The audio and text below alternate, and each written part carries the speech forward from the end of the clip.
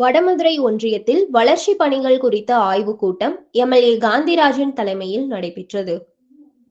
வடமதுரை ஊராட்சி ஒன்றிய அலுவலகத்தில் வளர்ச்சி பணிகள் குறித்த ஆய்வுக் கூட்டம் இன்று நடைபெற்றது. இந்த கூட்டத்திற்கு வேடசந்தூர் எம்எல்ஏ காந்திராஜன் தலைமை தாங்கினார். அதில் அவர் பேசிய போது, முதல்வர் அறிவிக்கும் திட்டங்களை மக்களிடம் முழுமையாக கொண்டு செல்ல வேண்டும். குடிநீர், தெருவிளக்கு, கழிவுநீர் வாய்க்கால் போன்ற அடிப்படை வசதிகளை பொதுமக்களுக்கு முறையாக வழங்க வேண்டும் என்று அதிகாரிகளுக்கு ஆலோசனை வழங்கினார்.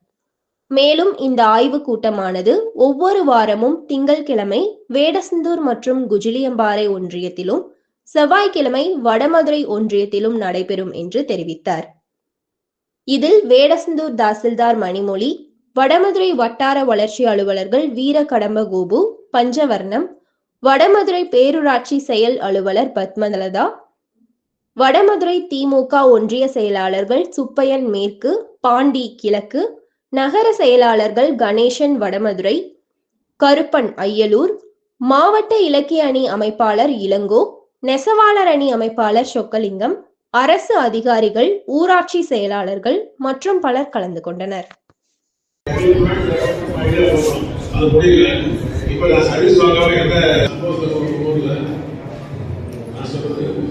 ஒரு கிராமம்